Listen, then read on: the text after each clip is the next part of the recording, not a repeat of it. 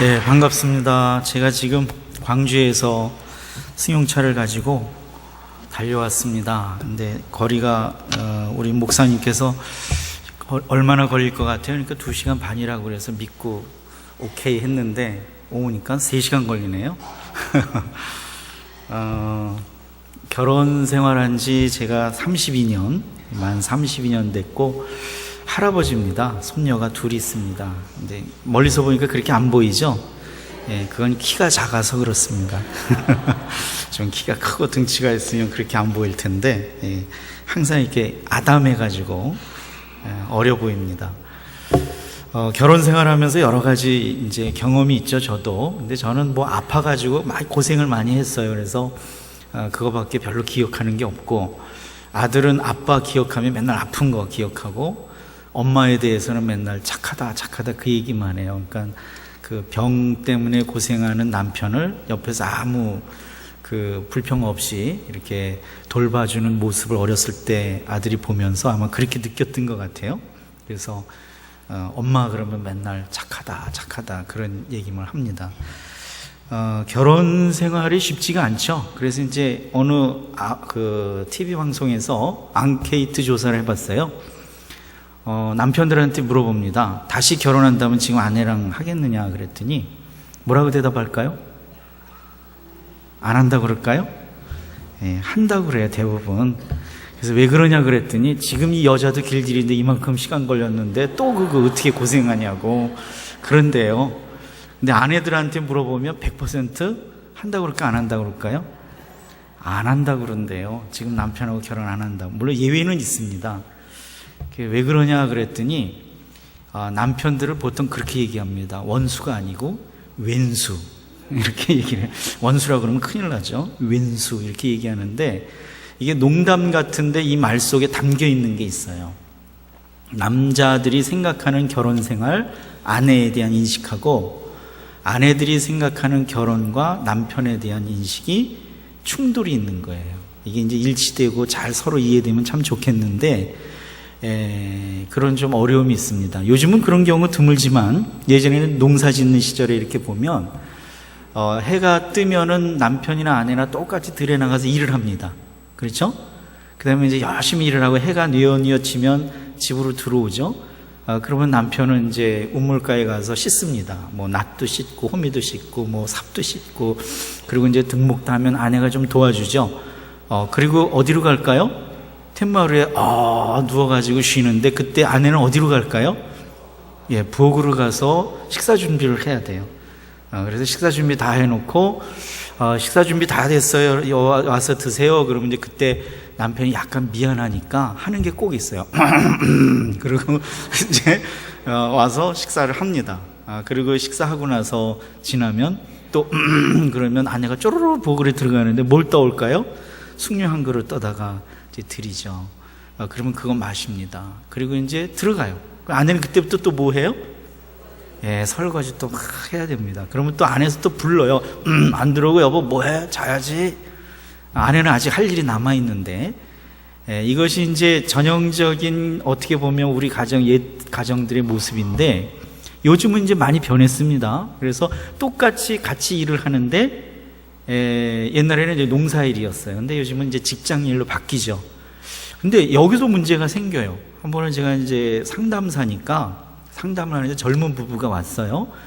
참 어려운 얘기를 하더라고요. 근데 아내가 이렇게 얘기를 가만히 들어보니까 사이는 참 좋아요. 남편도 애를 씁니다.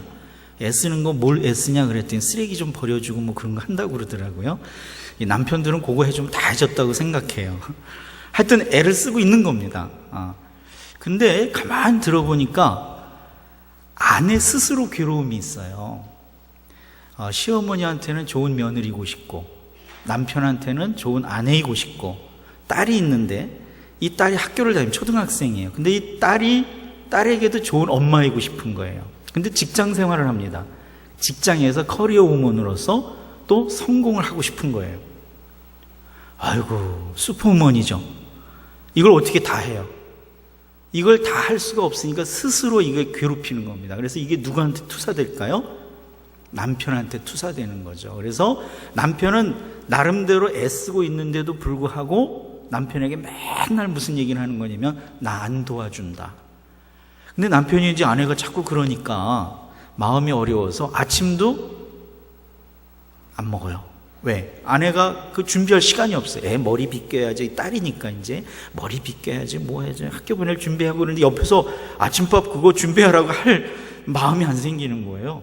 그래서 아침도 사실 거릅니다. 그렇게 양보를 많이 해요. 그러고 있는데도 불구하고 아내는 끊임없이 남편에게 나 안 도와준다 라고 얘기를 하니까 남편 입장에서는 너무 힘든 거죠. 그래서 부부가 행복해야 가정이 행복한데 행복한 부부로 살아가는 것이 그렇게 쉽지 않다는 겁니다. 오늘 우리가 이제 성경 말씀 창세기 22장 18절부터 25절을 함께 읽었는데 여기 보면 사람이 혼자 사는 것이 좋지 않다. 하나님이 그렇게 보셨어요. 그래서 돕는 배필을 지어야 되겠다. 그래서 이제 돕는 배필을 지으는데 남자에게서 취해서 합니다. 남자는 흙으로 지었는데 여자는 어떻게 해요? 남자의 갈비뼈.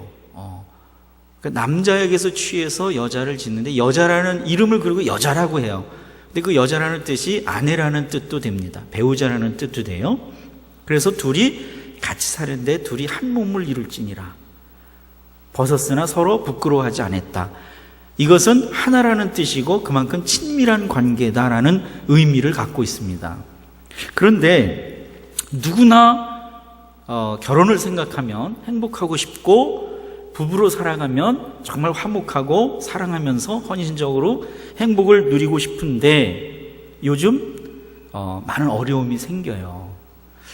94년도에 제가 이제 가정사역을 시작했는데 그 동기가 뭐였냐면 유엔이 정한 가정의 해였습니다. 그러면 유엔이 왜 가정의 해라는 것을 정했을까? 전 세계적으로 가정에 많은 도전이 닥치기 시작한 겁니다. 그래서 그 당시에 여러분이 지금 신문을 이렇게 찾아보면 많이 나오는 단어가 뭐냐면 가족 해체라는 단어가 많이 나와요. 그때 가정이 위기를 만나고 있다, 가정이 붕괴되고 있다, 가정이 해체되고 있다, 뭐 이런 얘기들을 많이 해요. 근데 제가 이제 가정학자로서 연구를 해보니까 옛날부터 그런 얘기는, 그런 현상들은 다 있었어요. 그러니까 가족 구조의 변화가 옛날이나 지금이나 계속 있는 겁니다. 옛날에는 핵가족, 어머니, 아버지, 아들, 딸 또는 조부모. 그래서 그 가족 형태가 우리는 보통 그걸 정상, 뭐 비정상 이런 식으로 얘기하잖아요. 근데 알고 보면 그렇지 않습니다. 옛날이나 지금이나 다양한 가족 형태가 있는 거예요. 요즘 홀로 독거 가족이 있죠, 그렇죠? 그 다음에 부부만 살아가는 가정이 있죠. 조손 가정이라고 그러죠. 할머니, 할아버지하고 손자들하고 살아가는 가정이 있죠. 그 다음에 노인 부부만 있죠. 또 혼합 가정이라고 그래가지고 이혼을 했어요. 그럼 재혼을 합니다. 그러면 아버지, 어머니가 다 혈연적으로 형제가 아니에요. 그렇지만 부모의 결혼으로 인해서 형제 자매가 되는 경우가 있죠. 다문화 가족이 요즘 있을까 없을까요? 옛날에도 있었어요. 우리는 아닌 것 같지만 결국 우리가 뭐냐면 시야가, 정보가 많이 발달하는 사회 속에서 시야가 넓어진 겁니다. 그동안 안 봤던 것, 못 봤던 것 또는 아니라고 생각했던 것들을 이제는 보고 발견하게 되고 인정하는 시대가 된 거예요. 그러니까 가정에 대한 생각들이 많이 바뀌고 그리고 어떤 세계관이나 이런 것도 많이 달라지는 그런 시대를 살고 있는 것이죠. 자, 여기서 우리는 근데 고민이 생겨요. 그러면 세상의 그런 모든 풍조들을 우리가 그대로 따라가면서 살아가야 되는 것일까? 이런 얘기를 들으면 이런 것 같고 저런 얘기를 들으면 저런 얘기 같은데 어떤 것이 옳은 걸까? 이런 질문을 하게 되는데 우리는 그리스도인들입니다. 그리스도인은 어떤 말씀에 순종해 살아가는 사람들일까요? 하나님의 말씀, 성경 말씀을 삶의 표준으로 여기며 믿고 살아갑니다. 이것은 하나님께서 우리에게 주신 명령이다. 여기 이제 순종해 살아가야 되는 것이죠. 자, 그런데 고민은 여전히 있어요. 갈등이 있다라는 거. 그러면 성경 말씀대로 살아가야 되면서도 갈등을 겪는 문제가 있는데, 그럼 이것은 우리가 신앙이 없어서가 아니고 또 하나 알아야 될 것이 있다는 거예요. 여기 계시는 분들은 아마 불행하게 살고 싶은 사람 손 들라고 그러면 미안하지만 안 드셔도 돼요. 손 들라고 그러면 손 들까요? 불행하게 살고 싶은 사람 없을 거예요. 그렇죠? 부부가 다 사이좋게 살고 싶은 것이고, 믿음이 있으면 있을수록 더 좋은 삶의 모습이 되고 싶습니다. 그런데 분명히 그리고 기도도 하잖아요. 그런데도 때로는 어려움이 있어요. 제가 이제 두란노 상담실에서 한 3년 동안 상담 실장으로 하면서 통계를 해봤는데, 일반 신앙이 없는 사람들의 통계와 신앙 있는 사람들의 통계, 그 중에 가정과 관련된 통계를 비교해 봤더니 차이가 없어요. 이혼 문제, 폭력 문제, 외도 문제, 가족 갈등 문제, 이런 것이 신앙인들은 전혀 그런 게 없거나 또는 현저히 낮아야 되는데 차이가 없어요. 놀라셨죠? 없어요. 그래서 제가 놀랐습니다. 이게 무슨 일이지? 여기서 이제 우리가 하나 마음을 열고 생각해야 되는 게 있습니다. 그게 뭐냐면, 삶을 살아가면서 인간관계에서 겪는 문제는 신앙이 있다 없다로 인해서 생겨나는 건 사실 아니라는 거예요.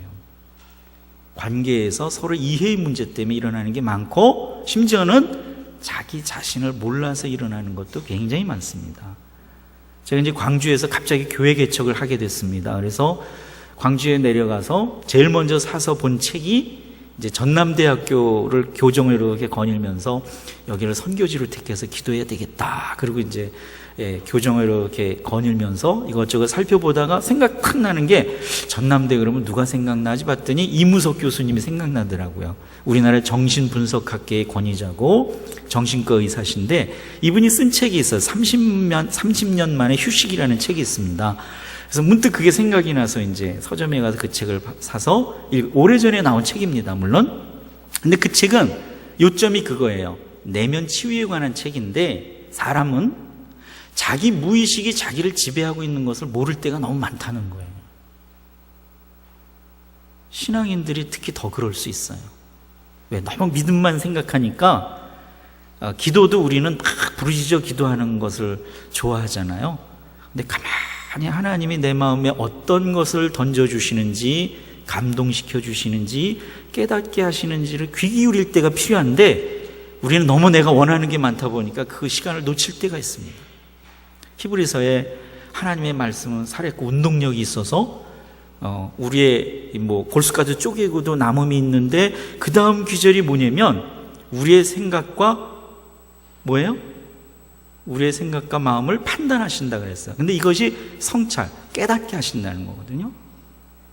성경을 읽으면 우리가 드러나는 거예요. 나를 보는 겁니다. 성경을 통해서 나를 봐야 돼요. 그래서 예수님이 이 들보 얘기도 하고 그런 게, 정신분석학자들은 뭐라고 그러냐면 투사감정 이런 것을 말하는 거다 그러거든요. 그런 관점에서 보면 성경 말씀을 통해서 깨달아야 되는 게 있어요. 여러분, 가인과 아벨 얘기도 교리적으로 히브리서를 통해서 이렇게 해석하는 것이 우리가 많이 듣잖아요. 근데 조금 더 질문해 보면, 가인이 진짜 왜 화났는지 아세요? 기대가 좌절돼서 그런 거예요. 내가 원했던 게 좌절돼서 하나님께 인정받고 싶고 받아들여지고 싶은데 그게 안 받아들여졌어요. 이게 첫 번째 좌절이고요. 두 번째는 뭔지 아세요? 동생 거는 받아들였는데 내 거는 안 받아들였어요. 비교된 거예요. 자기가 생각해 볼 때 나는 동생보다 못한 사람이 된 거죠. 못 견디는 거죠. 이 분노가 일어나는 거. 근데 하나님한테는 화를 낼 수가 없어.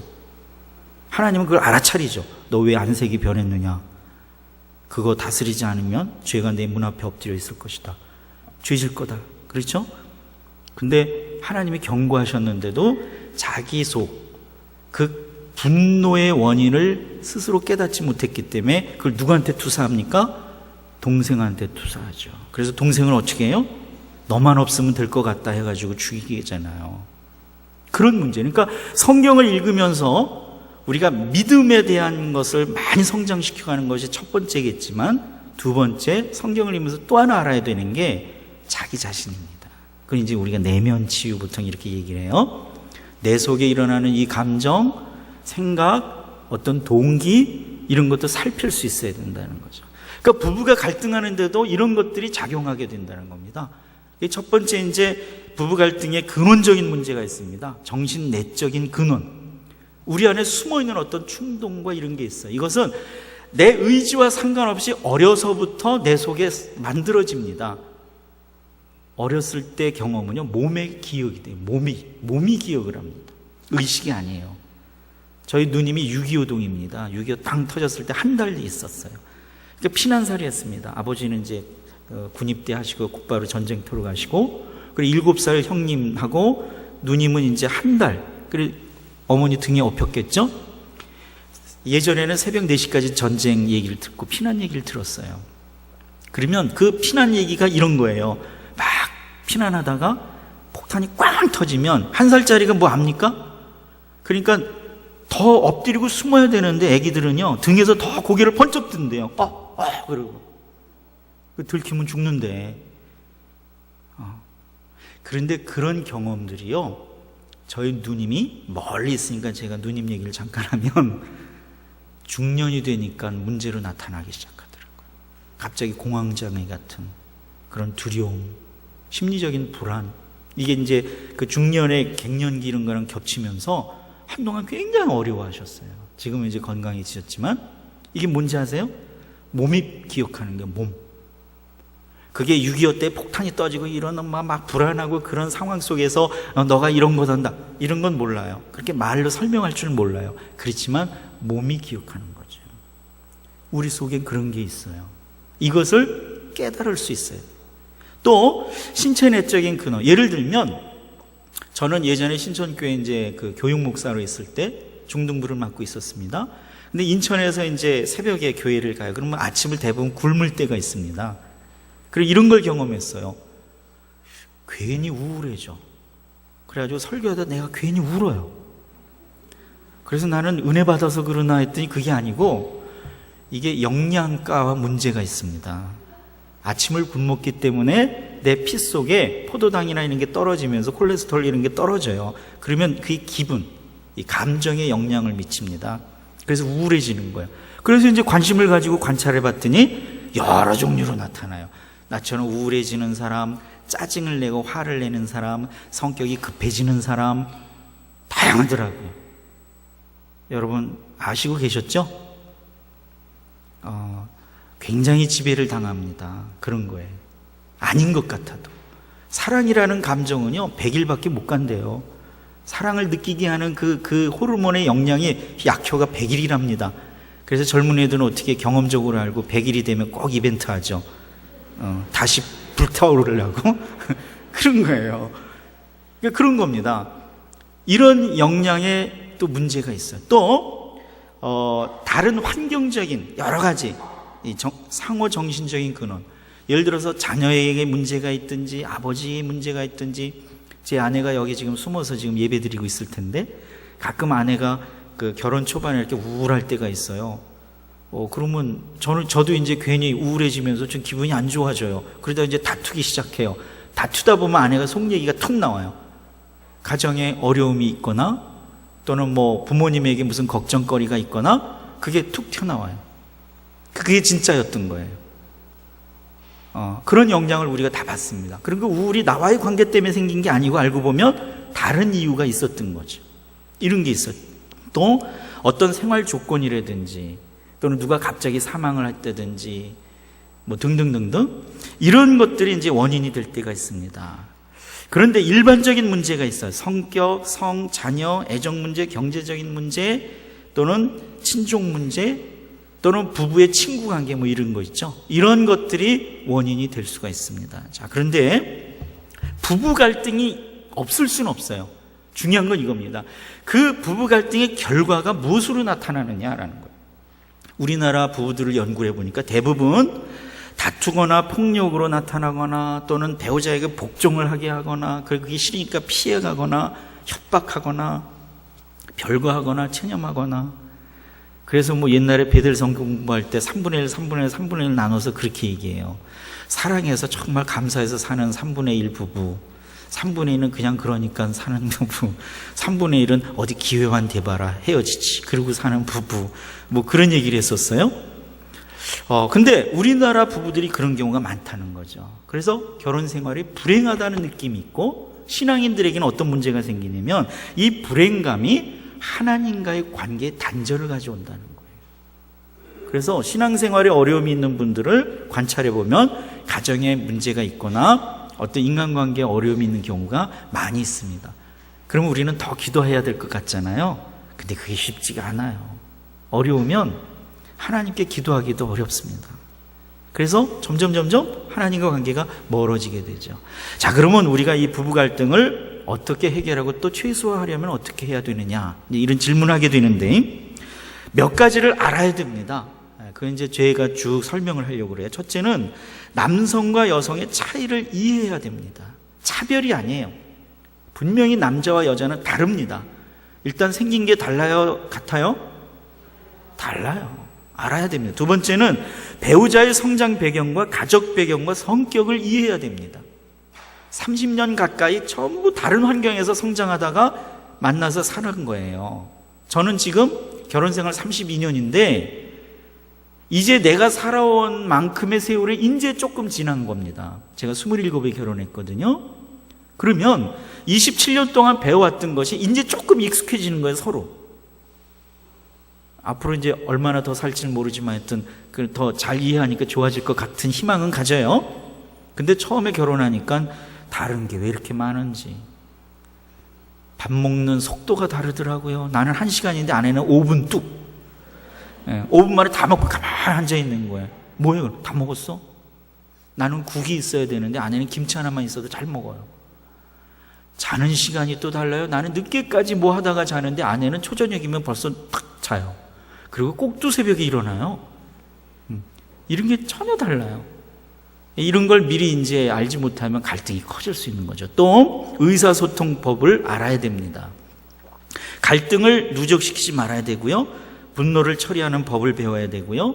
성생활에 대한 바른 이해와 지식을 가져야 되고요. 부부 역할에 대해서 함께 나누고 세워가야 됩니다. 그러면 남자와 여자가 뭐가 다를까라는 겁니다. 일반적으로 보면 사교성, 자부심, 성취동기 뭐 이런 것들은 생물학적 차이 별로 없습니다. 시각적, 청각 이런 건 별로 생물학적 차이가 없어요. 그렇지만 남성과 여성은 다른 게 굉장히 많습니다. 근데 조심해야 될 건 다른 것이지 차별이 아니라는 거예요. 무엇이 낫다 못하다가 아니라는 거예요. 자, 그럼 무엇이 다른가? 실질적으로 이제 여긴 잘 안 보이시니까 이제 요약을 해서 설명을 드리겠습니다. 여성과 남성은요, 신체적으로 일단 다르죠. 이건 제가 설명하지 않아도 돼요. 생존력이 누가 강할까요? 예, 이거는 뭐 옛날에 양창상심 때문에 알게 됐죠. 그 탄광에 갇혔는데 그분이 며칠 만에 구조되셨더라. 그래가지고 이제 남자가 생존율이 어떻게 되고 여자가 생존율이 어떻게 되고 이렇게 얘기했는데 물 한 모금 안 먹고 견딜 수 있는 생존율이 남성과 여성이 다릅니다. 누가 길까요? 여성이 길어요. 한 10일 정도 돼요. 평균 수명이 누가 길죠? 여성과 남성이 몇 년 차이예요? 평균 수명이?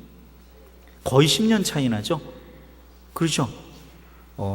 여성이 지금 평균 나이가 82세 또는 87세 뭐 이렇게 얘기하고 지금 남성의 평균 나이를 72세, 77세 이게 통계에 따라 조금씩 다르지만 이게 거의 10년 차이가 나요. 왜 그럴까요? 저는 비결이 수다에 있다고 봐요. 여성들은 만나면 재밌게 막 얘기하면서 다 해설해. 그리고 뒤끝이 없어요. 그거로 끝나는 거예요. 남자들은 모이면 세상 얘기 다 하면서 마치 세상의 모든 일 자기들이 다 짐지고 가는 얘기처럼 하면서 나중에 화를 내고 핏대를 내고 술 먹는 사람은 술 먹고 또 막 그러다가 스스로 건강을 해치죠. 그런데 더 근원적으로 가면 하나님이 지으신 신비가 있어요. 여성은 생명을 품고 낳고 키워야 됩니다. 그렇죠? 남성은 씨만 뿌리면 죄송합니다. 우리 남성분들. 제가 남성이니까 얘기해요. 씨만 뿌리면 끝. 그래도 사람은 같이 살죠. 동물들은 아예 없어져요. 남자가. 순놈이 없어져요. 그러니까 여성이라는 존재는 생명을 품고 낳고 키워야 돼요. 다른 게 있는 거죠. 그 능력, 여러분 인내심, 이해, 공감 능력 누가 강할까요? 여러분 자녀 키울 때 공감 능력이 없으면요 애들 운다고 다 던져버려요. 아버지들이 가끔 그러지 않아요? 그래서 사고 가끔 나지 않아요? 그래서 시험을 해봅니다. 실험을 3살짜리 애들, 남자애들, 여자애들하고. 그래서 선생님이 같이 막 애들하고 놀다가 다친 척해요. 그래요. 그러면 남자애들은요, 왜 이래 이렇게 멍하니 보다가 딴 거예요. 그냥 무심코 관심 별로 갖지 않아요. 근데 여자애들은요, 왜 그래 그러고 뭐 아프다고 내가 호해줄게 뭐 그러고 그래. 3살짜리 애들도. 공감 능력이 여성들이 뛰어나요. 이유는 자녀를 키워야 되기 때문에 그렇습니다. 공감 능력이 없이는 자녀를 키울 수가 없어요. 그러니까 이런 것들의 차이가 있다는 거죠. 정서 행동의 차이가 조금 더 설명하면, 남성들은 뭐 뉴스나 다큐멘터리나 스포츠나 이런 걸 봐요. 근데 여성들은 주로 뭘 보죠? 연속극이나 뭐 이런 거 보죠. 그래서 제 아내한테 맨날 연속극이나 보고 막 그래요. 근데 연속극을 가만히 보면은요, 가족끼리 왜 그래 보셨어요? 안 보셨어요? 우리 가족이 함께 보는 유일한 드라마였어요. 가족끼리 왜 그래. 근데 그거 보니까는요, 감동이 있더라고요. 그래서 시도 제가 썼잖아요. 건강한 가정은 골목에서 삶을 이야기한다. 그 가족은 맨날 골목에서 뭐 하더라고? 응? 여러분, 그게 이 감정을 얘기하고 삶을 얘기하는 게 나쁜 게 아닌 거거든요. 근데 이게 차이가 있어서 그런 거예요. 남자는 논리적이고 어떤 추리적이고 판단적이고 이 실질적인 어떤 결과가 있어야 되고 목적지향적이고, 근데 여성은 관계지향적이고 감성적이고요. 그리고 뭔가 느낌이나 이런 걸 좋아해요. 그래서 퇴근하고 딱 만나면 남편은 막 씻으면서 소파에 딱 앉아서 바라는 게 있습니다. 뭐죠? 빨리 밥 해와. 왜냐면 저녁이니까 밥 먹어야 되잖아요. 근데 아내는 남편 옆에 딱 앉아가지고 뭘 원할까요? 얘기하길 원하죠. 지금 저녁이 늦었는지 안 늦었는지 별로 귀에 들어오지 않아요. 얘기하고 싶어요. 그때 남편이 참 말조심해야 돼요. 얘기를 좀 받아주고 이렇게 하다가, 야, 우리 밥 먹자. 그리고 식사 준비도 어떻게 해야 될까요? 같이 하는 게 좋은 거죠. 이게 차이에서 오는 거예요. 근데 서로 이해가 되면 오손도손 재밌게 살 수가 있는 건데, 이걸 몰라서 갈등하는 경우가 있다는 거죠.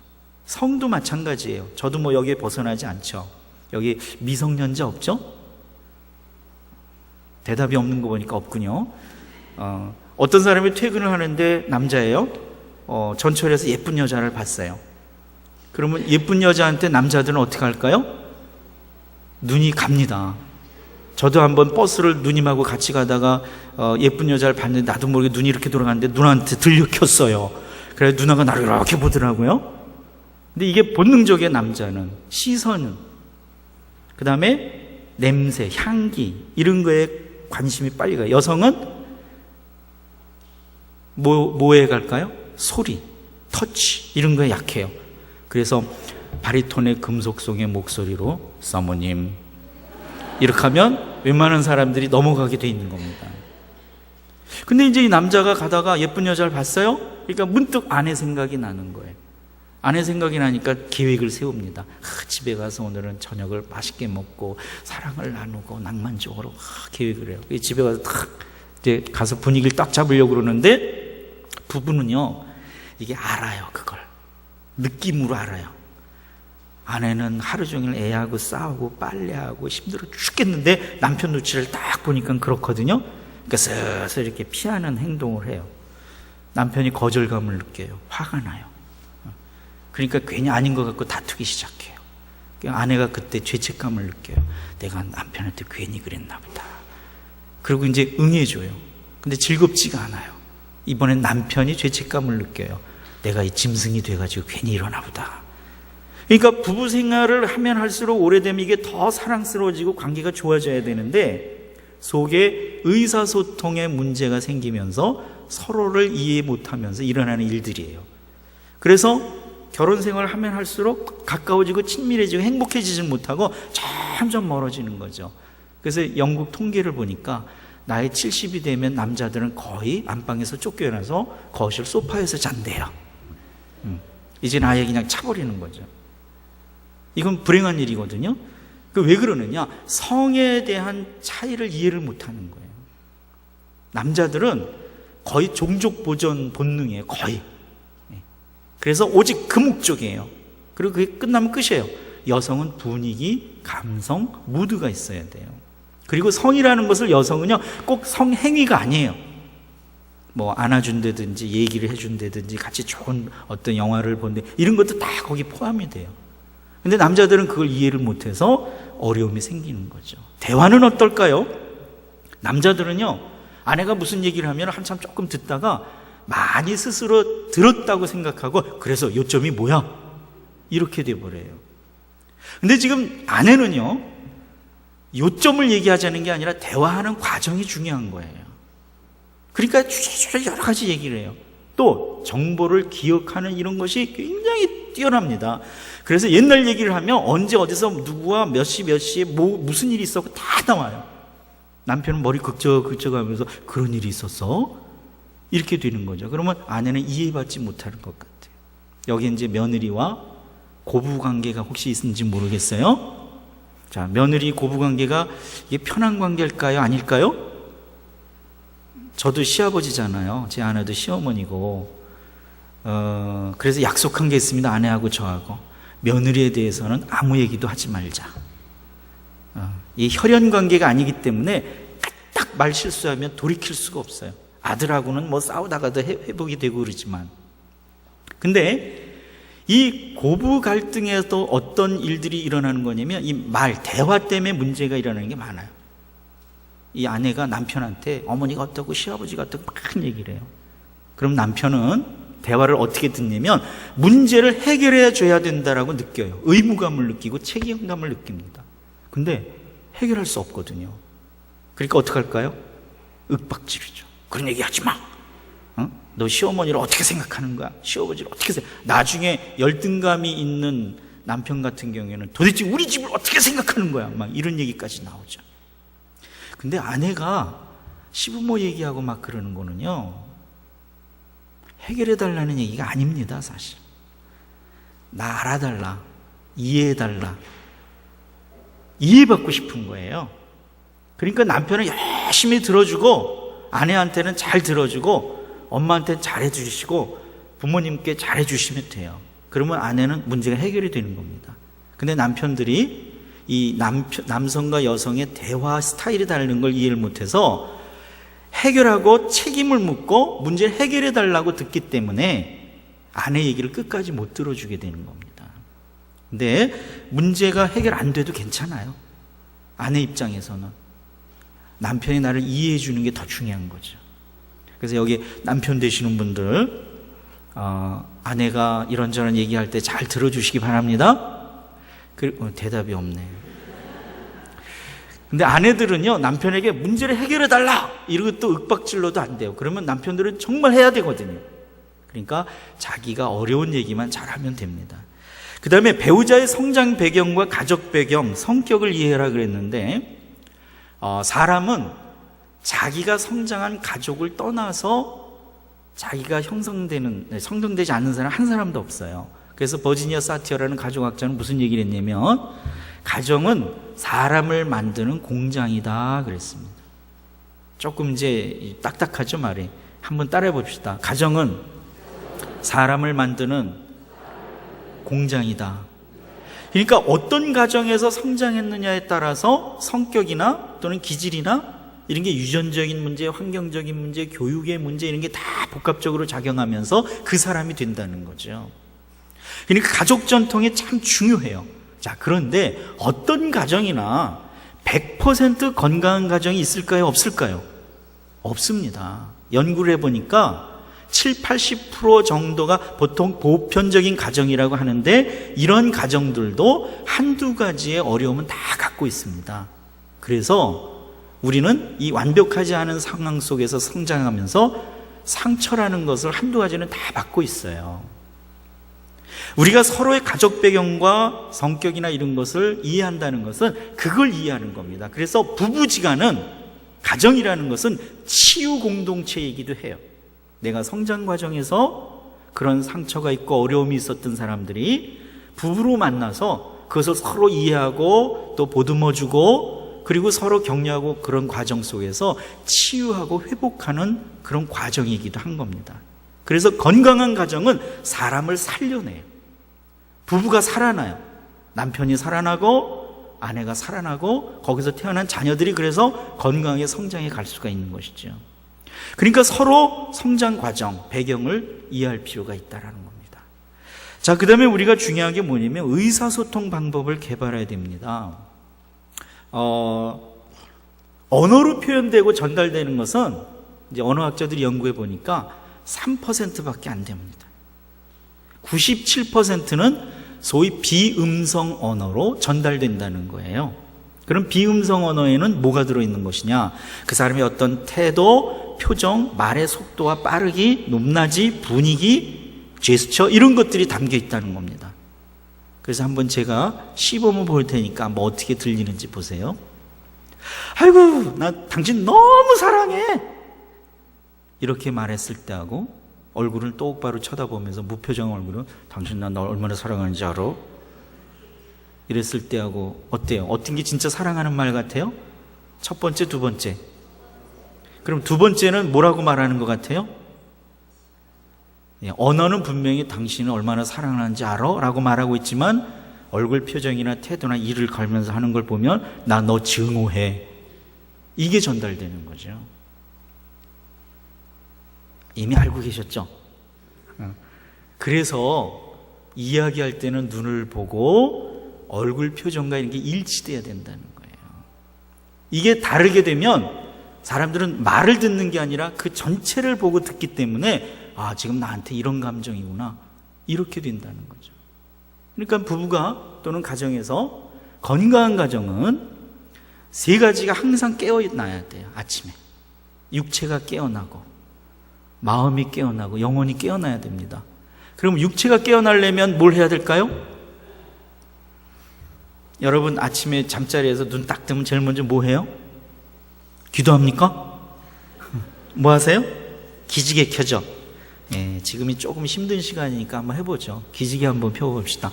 으아! 근데 이렇게 조용하면 안 돼. 기지개는 좀 소리 듣는 거. 그렇죠? 그리고 육체가 깨어납니다. 마음이 깨어나려면 어떻게 해야 될까요? 웃어야 돼요. 근데 웃으려면 반드시 거울이 있어야 됩니다. 식구가 거울이에요. 서로 한번 옆에 있는 분들 이렇게 쳐다보세요. 쳐다보세요. 웃음이 벌써 나오지 않아요? 건강한 가정, 건강한 부부는 아침에 딱 일어났을 때 잘 잤다 하면서 동시에 서로 보면서 웃습니다. 잘 잤어? 그럴 때 뭐가 깨어나요? 마음이 막 깨어나는 겁니다. 자, 그 다음에 세 번째 영혼이 깨어나려면 뭘 해야 될까요? 여기 찬양이 있는 거죠. 그래서 흥얼흥얼 찬양이 나와요. 저는 어렸을 때 어머니의 그 찬송 소리를 듣고 맨날 일어났습니다. 야곱이 잠 깨어 일어나오. 뭐 힘든 일이 있으셨는지 하여튼 새벽에 맨날 그 찬송을 부르셨어요. 그래서 깨어났습니다. 그래서 제가 목사가 됐어요. 그 어머니 찬송 때문에. 교회도 없는 동네에서 태어났는데도 제 마음에 하나님이 들어오셨어요. 그 어머니의 찬송이. 바로 그런 거예요. 그러니까 의사소통이라는 것은 말로만 되는 것이 아니라 그런 모든 것을 통해서 전달이 되는 것이죠. 그래서 가장 수준 높은 의사소통은 뭐냐면 눈빛만 봐도 알 수 있잖아 이런 노래 있잖아요. 그런 거예요. 부부는 벌써 다 알아차려요. 가족은 알아차려요. 또 신앙공동체인 한 가족된 이 교회 교인들도 서로 그런 것을 알아차리게 되는 거죠. 근데 건강치 못한 사람들은요, 갈등할 때 의사소통이 이런 게 생겨요. 회유형. 아유 미안해, 내가 잘못했어, 용서해줘. 또 어떤 사람은 너 잘못이야 이거예요. 또 어떤 사람은 우리 한번 이성적으로 생각해봐, 문제는 이거고 이거고 이런 식으로 하는 사람들이 있어요. 근데 그렇게 해서는 해결이 잘 안 되죠. 어떤 사람은 말은 이렇게 하는데 행동은 저렇게, 이걸 산만형이라고 그래요. 근데 갈등이 있을 때 문제가 해결되려면 소위 수평형 또는 민주형, 일치형이 돼야 된다는 거예요. 이건 무슨 뜻이냐면 내가 말하는 내용과 감정이 상황과도 일치되고 나와도 일치가 돼야 된다는 거죠. 나도 존중하고 상대도 존중하는 대화 스타일이 될 때 갈등이 해결이 되는 겁니다. 전 세계적으로 남편과 아내가 이런 거로 많이 싸운대요. 양말 벗는 거. 그래서 남자들이 양말을 어떻게 벗죠? 위부터 잡아가지고 쭉 내리니까 뒤집어지죠. 그래가지고 이게 냄새 나는 걸 이제 빨래통에다 떡 넣으면 아내들은 그 빨래를 할 때 어떻게 가서 그걸 해야 돼요? 냄새 나는 걸 좀 지저분한 걸 손으로 다시 뒤집어서 해야 되잖아요. 귀찮아요, 안 귀찮아요? 그래서 남편한테 부탁을 합니다. 양말을 좀 잘 벗어서 빨래통에 넣어달라고. 근데 남편들은 이게 오래전부터 습관이 되고 또 편한 방법이라 어떻게 해요? 계속 그러죠. 그럼 나중에 아내가 이렇게 말합니다. 당신은 손모가지가 부러졌어? 문제를 얘기하지 않고 사람을 공격하기 시작해요. 그러면 남편이 마음이 상해요. 그러면서 다툼이 되고 그런 사소한 것들이 반복이 되면서 대화가 깨지는 거죠. 갈등이 있을 때는 그렇기 때문에 상대를 존중하면서 사람을 공격하는 것이 아니고 문제를 얘기해야 됩니다.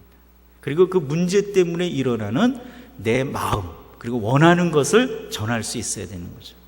당신이 양말을 이렇게 맨날 뒤집어서 벗어놓으니까 내가 그 좀 지저분한 거 손으로 이렇게 만져서 하기가 좀 불편해. 그리고 어쩔 때는 좀 냄새 꼬랑꼬랑 많이 나는 게 좀 속상해. 그러니까 좀 잘 좀 벗어줘. 이렇게 얘기를 할 때 아내는 그래? 남편은 그래? 그리고 이제 자기 행동을 고칠 생각을 한다는 거죠. 그러니까 갈등을 해결하려면 중요한 게 의사소통이라는 거예요. 자, 근데 의사소통 문제 중에서 분노 해결이 문제입니다. 이제 여러 가지 이론적인 것이 있지만 화면이 지금 안 보여서 제가 빠르게 설명을 해서 여러분이 좀 어려울 수도 있겠는데 그래서 예로 들게요. 제가 한 번은 서울 이제 연세상담실에서 상담 지도하면서 또 상담사로 일하면서 있었는데 어느 날 오후 스케줄이 다 취소가 되는 거예요. 집은 인천이었어요. 그래서 오늘은 집에 가서 아내랑 같이 밥을 먹어야겠다. 점심을 먹어야 되겠다. 그리고 이제 전화를 했습니다. 여보, 오늘 오후 스케줄이 다 취소돼서 점심을 집에 가서 먹을 수 있을 것 같다. 그러니까 빨리 가면 내가 2시쯤은 도착할 것 같다. 그러니까 점심 같이 먹자 하니까 아내가 그래요 그랬어요. 집이 이제 백운역이라는 데서 내려서 들어가는데 백운역에 딱 내리자마자 전화가 왔어요. 딱 받았더니 여보 거기 어디야? 그래서 백운역에 막 내렸어. 그랬더니 그래 그럼 들어오면서 라면 좀 사와 그러는 거예요. 그 순간에요 갑자기 그냥 분노가 하루를 찌르는 거야. 쫙 찌릿하는데 그 순간에 하다가 갑자기 그러고 전화를 끊고 나서 가만히 생각해 봤어요. 아내가 왜 그랬지? 그때 이제 아내 입장을 그 딸이 10월 달이었거든요. 아파트 한가운데였는데 아파트 단지 집에 맨날 남편은 출근하고 집에 혼자 있는 아내가 식사 준비 이런 거 잘 합니까? 늦게까지 뭐 청소하고 뭐하고 빨래하고 이러다가 10시, 11시 되면 이제 그때 좀 쉬었다가 하다가 1, 2시 되면 점심 먹는 동안 그냥 건너뛰자 그러고 식구들 오면 저녁이나 먹자 이렇게 하고 있는데 갑자기 전화가 온 거예요. 그래서 이제 준비를 하려고 그러다 보니까 내 추측이에요. 마트나 뭐 시장에 한참 가야 돼. 근데 뙤약볕차. 가기가 싫어요? 좋아요? 싫지. 갑자기. 근데 가만히 보니까 남편이요 밀가루를 좋아하는 거예요. 근데 남편이 집에 걸어오는 그 과정에 슈퍼마켓이 있는 걸 알아요. 그러니까 편하게 생각하는 거죠. 남편을 오면서 라면을 사오면 같이 끓여 먹으면 되겠구나. 거기까지 생각이 되니까 이게 화낼 일이 아니더라고. 충분히 그럴 수 있겠다. 그래서 제가 그렇게 얘기했어요. 라면 맨날 건강에 안 좋다며. 나 국수 좋아하니까 국수 끓여 먹자. 그래서 제가 국수를 샀습니다.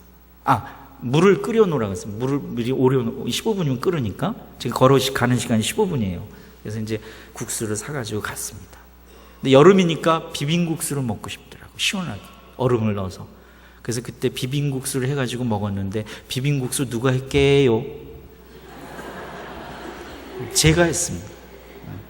아내는 그거 기억하고 있는지는 모르겠는데 그러니까 의사소통, 갈등 문제 중에서 정말 해결하기 어려운 게 분노의 감정인데 분노는 왜 생기는 거냐면 이 분노 생기는 것이 때문에요. 1차 감정이 아니라 2차 감정입니다. 그래서 겉감정, 속감정 이렇게 말하기도 해요. 어떤 기대나 욕구가 좌절될 때 느끼는 감정이 분노 감정입니다. 그러니까 제가 왜 화가 났냐면 오늘 내가 집에 일찍 가서 아내와 밥 먹을 때 기분 좋을 거다. 아내가 차려준 밥상에 맛있게 먹을 거다라는 기대를 가졌는데 그게 팍 깨졌잖아요. 그러니까 화가 나는 거죠. 자, 근데 요때 역지사지. 상대 입장을 생각해 보면 이해가 돼요. 그래서 분노 감정이 확 올랐다가도 이해가 되는 순간 분노가 사그러듭니다. 그때 내 행동을 바꿔요. 더 적극적으로. 아, 그런 문제가 있어? 그럼 내가 이렇게 하면 되겠다. 그래, 선한 방법으로 바꿔요. 그러면 그 선한 행동을 통해서 기분이 좋아져요. 그래서 오히려 그것이 관계 개선에 도움이 된다는 거죠.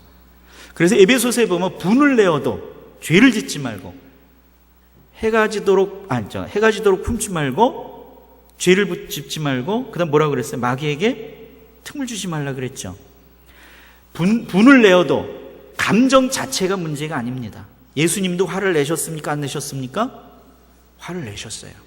감정이 문제가 아니고 이 감정이 무엇 때문에 오는 것이냐를 파악해야 되고, 두 번째, 이 감정 때문에 내가 하는 행동이 죄가 될 수가 있는 거죠.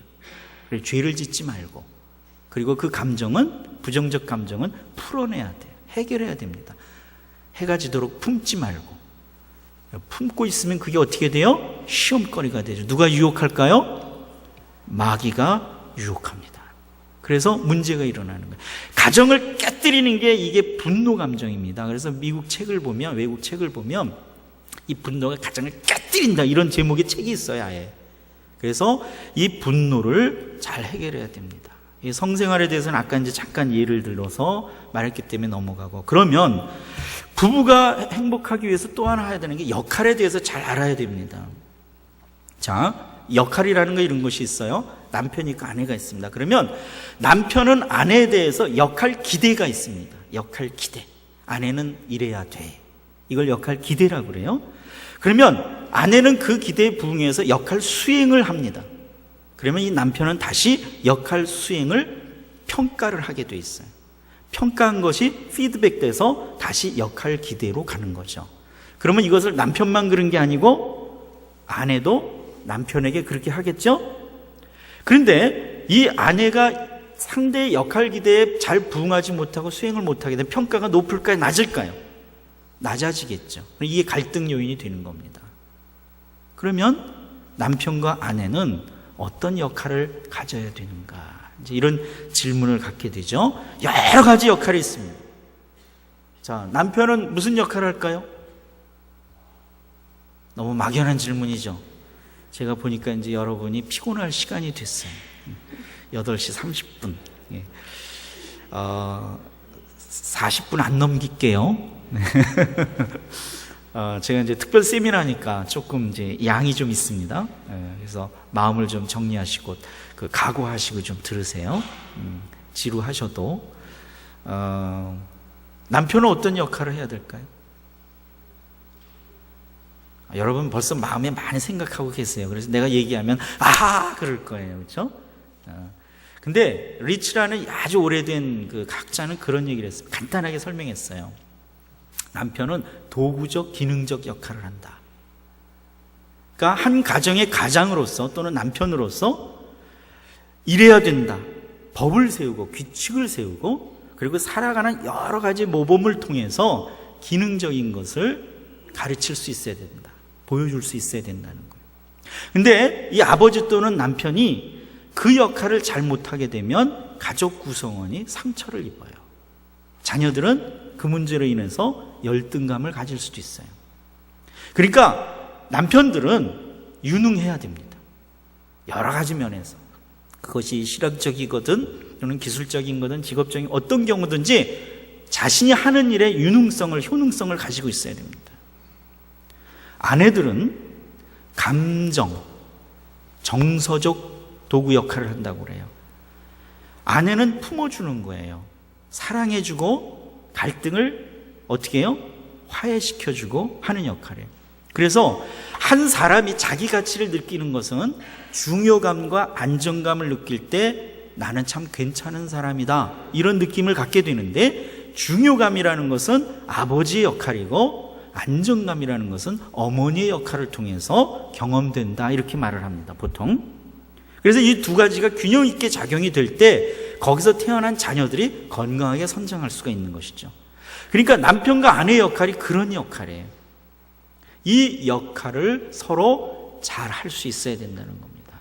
그리고 또 한 가지가 뭐냐면, 이 역할을 하기 위해서 서로 상호 교류가 있어야 돼요. 의사소통을 통해서 같이 나눠야 됩니다. 얘기를 해야 됩니다. 자녀 교육에 대해서든, 가정 경영에 대해서든, 직업에 대해서든, 신앙에 대해서까지. 자, 그러면 결론적으로 행복한 부부가 이런 문제들을 알고 이해했다고 합시다. 그래서 갈등을 최소화하고 때로는 해결하는 그런 기술들을 갖게 됐다고 합시다. 그러면 온전히 행복해지느냐? 어느 정도는 됩니다. 근데 다시 성경적인 원리로 돌아가야 돼요. 정말 가정이 행복하고 든든히 서고, 그 결과로서 가정이 또 부부가 행복하고 가정이 행복하려면 네 가지 기둥이 반드시 서 있어야 된다는 거죠. 여기 이제 결론입니다. 첫째는 뭐냐면 언약의 기둥이라는 거예요. 언약의 기둥. 하나님과 이스라엘 백성 간의 그 관계는 무엇을 통해서 이루어졌을까요? 언약입니다. 하나님께서 이스라엘 백성과 언약을 맺는 거죠. 야곱과 언약을 맺죠. 아브라함과 언약을 맺죠. 예수 그리스도 안에서 하나님과 우리와 언약을 맺죠. 그래서 우리는 하나님의 자녀가 돼요. 똑같이 부부는 왜 부부가 되는 거냐면 사랑 때문일까요? 사랑은 눈물의 씨앗입니다. 사랑은 동기예요. 시작일 뿐입니다. 그런데 기독교적인 관점에서의 결혼은 사랑을 기반으로 한 동반자 관계의 언약입니다. 하나님과 이스라엘 백성의 관계가 언약으로 맺어지듯이 부부는 언약으로 맺어지는 거예요. 그래서 결혼 언약을 했으면 사랑이라는 감정은 뒤로 빠지는 겁니다. 왜 그럴까? 아까 얘기했죠. 감정은 3개월을 못 가요. 아침에 침 흘리고 자는 아내 얼굴을 보면 좀 이상한 생각이 들 때가 있어요. 남편이 어느 날 좀 해롱해롱대고 그러면 좀 실망할 때가 있어요. 그런 감정에 빠져서 결혼 생활한다 그러면 매일 힘든 거예요. 이거를 지탱해 줄 수 있는 게 뭐냐면 결혼 언약에 대한 헌신입니다. 그래서 여러분, 하나님 앞에 결혼 서약을 했다면 절대 이건 깨뜨릴 수가 없는 거예요. 특별한 경우가 있긴 있죠. 근데 그건 특별한 경우들입니다. 우리 보편적인 경우는 깨뜨려서는 안 되는 거죠. 그래서 예수님께서 뭐라고 말씀하셨어요? 하나님께서 짝지어 주신 것을 사람이 임의로 나눌 수 없다. 임의로 나눌 수 없다는 거. 특별한 이유가 있지만. 그러면 여기서 이제 이혼 문제는 어떻게 해야 돼요? 이런 질문을 할 수 있어요. 신명기 24장에 이런 얘기 했어요. 모세율법에 보면 이혼 증서를 써주라, 이런 표현이 있죠. 그죠? 자, 그러면 이혼이 있었다는 얘기, 없었다는 얘기예요? 있었다는 걸 전제하고 있죠. 충격인가요? 전제하고 있는 겁니다. 그럼 이혼 증서를 왜 써줘야 될까요? 보호법입니다. 그 당시에는 한 남자의 아내가 되는 방법이 정당한 결혼도 있고요, 노예로 잡혀와서 아내가 되는 경우도 있고요, 빚 때문에 아내가 되는 경우들도 있어요. 그런데 그 당시에는 이 여자가 남자의 소유 개념이었어요. 그래서 못된 남자들이 아내로 삼았다가 여자들을 버리는 경우가 생겼어요. 그 유대 율법에는 남자에게 버림받은 사람들이 다른 사람하고 결혼하거나 성관계가 되면 간음이 돼요. 유대 율법은 간음한 자는 어떻게 하라고 그랬죠? 돌로 쳐 죽여라. 생명과 관계가 돼 있어요. 그래서 그런 불행한 일이 생기지 않도록 보호법입니다. 이혼 증서를 써서 자유롭다라고 해줘라라는 거죠. 그래서 다시 결혼할 수도 있어야 되고 그런 문제가 생기지 않아야 된다라는 의미입니다.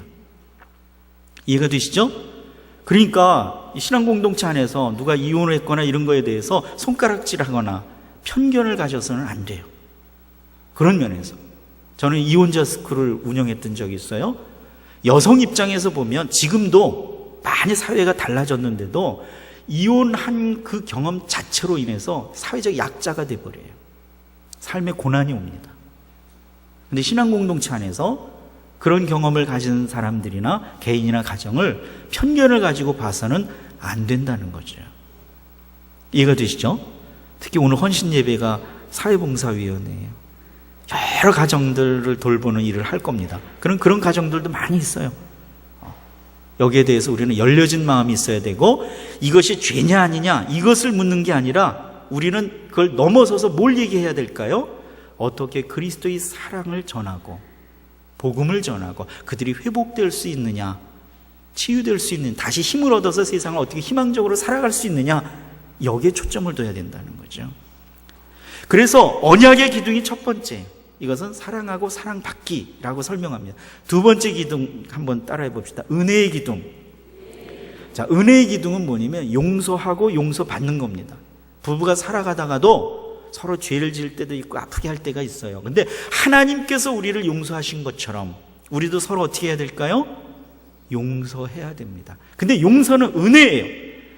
용서라는 것은 뭐라고 정의했냐면 상대가 마땅히 나에게 갚아야 될 어떤 책임과 의무로부터 자유롭게 해주는 겁니다. 근데 용서했다고 하면서 그러니까 이렇게 해야 돼? 조건을 거는 것은 용서하는 걸까 아닐까요? 그건 은혜가 아니죠. 그렇죠? 은혜는 대가가 없는 거예요. 요구가 없어요. 그래서 두 번째 기둥이 은혜의 기둥입니다. 세 번째 기둥이 뭐냐면 따라해 보겠어요. 능력 부여의 기둥. 이게 이제 영어로 empowering이라고 합니다.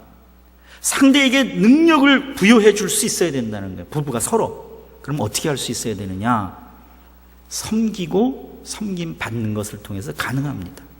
우리는 가르치려고 그러고 지배하려고 그러고 고쳐주려고 그러죠. 예수님은 그렇게 하시지 않았어요. 마가복음 10장 45절에 인자에 온 것은 섬김을 받으려 함이 아니라 도리어 섬기려 하고 자기 목숨을 많은 사람의 대속물로 주려 합니다. 창조주이신 그분이 피조물을 섬기기 위해서 오셨대요. 왜 그럴까요? 우리가 예수를 믿어 새로운 존재로 살아갈 힘을 공급해 주시기 위해서 주님께서 오히려 우리를 섬기시는 겁니다. 우리를 돌보시는 거예요. 그러니까 남편이 훌륭한 남편으로 능력 있는 남편이 되기를 원하면 아내들은 남편을 섬겨주셔야 됩니다. 반대로 아내가 그렇게 정말 자상하고 자녀들을 사랑하고 가정을 잘 경영하는 능력 있는 아내가 되기를 원하면 남편들은 아내를 어떻게 해야 될까요? 그렇게 섬길 수 있어야 됩니다.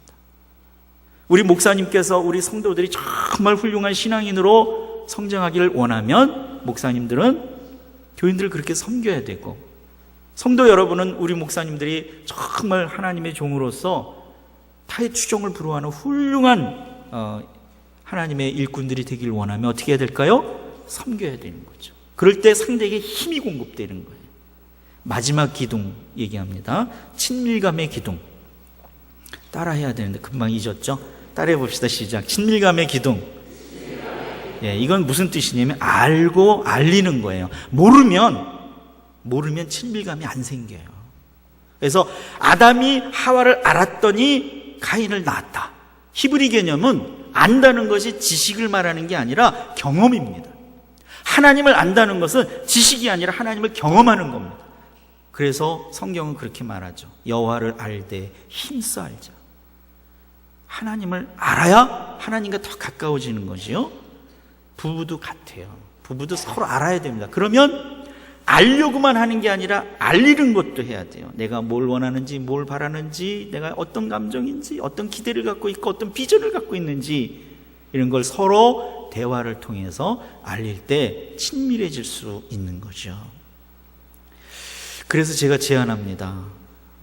우리 천안성결교회는 굉장히 훌륭한 교회 보니까 저는 처음 와봤습니다. 저 위쪽에만 있어가지고 광주도 저는 처음입니다. 아무 연구 없이 와가지고 지금 개척하는 과정에. 근데 너무 좋아요. 제 분위기에 딱 맞아요. 근데 천안 보니까 교회가 굉장히 역사가 오래된 교회 보니까 82년. 제일 인상 깊었던 게 들어오면서 가족 사진 컨테스트를 하더라고. 난 그게 뭔지를 몰랐어요. 처음에. 웬 가족 사진이 이렇게 많어. 이제 목사님께 여쭤봤더니 가족 사진 컨테스트를 하는 거라고. 근데 그 사진들이 너무 이쁘고 아름답고 좋아요. 행복해 보이고. 그래서 이미 다 하고 계실 것 같지만 제안을 합니다.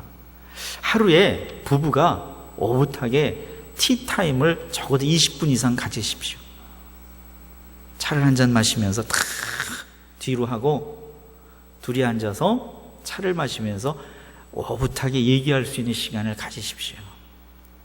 혹시 혼자 계신 분들은 누구하고 할 수 있을까요? 주님과 할 수 있습니다. 그걸 우리가 quiet time, QT라고 그러죠. 자, 그럴 때 우리는 서로 더 알게 되고 그 분위기 자체가 행복해지는 겁니다. 부부가 행복해야 가정이 행복합니다. 부부가 행복하면 자녀들도 행복해져요. 미래가 활짝 열립니다. 그런 축복이 우리 천안성결교회 모든 성도들에게 충만하기를 간절히 축원합니다. 우리 같이 한번 기도하겠습니다. 거룩하시고 자비로우신 하나님, 오늘 이렇게 좋은 교회에 와서 또 하나님을 전심으로 믿으며 봉사하고 섬기는 분들 앞에서 가정에 대해서, 부부에 대해서 말씀을 전할 수 있도록 도우셔서 감사를 드립니다. 부족한 중에 그동안 제가 알고 또 말씀 속에서 깨달은 바를 전했습니다. 우리를 진정으로 가르치시고 진리로 이끄시는 분은 성령이시오니 성령께서 모든 성도님들 마음에 충만히 역사하셔서 부부로서, 어머니로서, 아버지로서, 그리고 한 가정을 이끌어가는 경영자로서 부족함이 없게 하시고 하나님께서 주시는 축복을 누리는 가정들이 다 되게 하여 주시옵소서. 또한 이 천안성결교회는 확대된 가정으로서 하나님을 모신 하나님의 자녀로서 그 행복을 함께 누리며 복을 누리는 가정이 되게 하시고, 이곳에 오는 모든 성도들 또 교인들이 다 변화되어 복을 받고 예수를 믿어 구원을 얻고 영생의 축복을 누리며 사회의 빛과 소금의 역할을 잘 감당할 수 있도록 축복하여 주시옵소서. 감사드리며 예수 그리스도 이름으로 기도드리옵나이다. 아멘. 고맙습니다.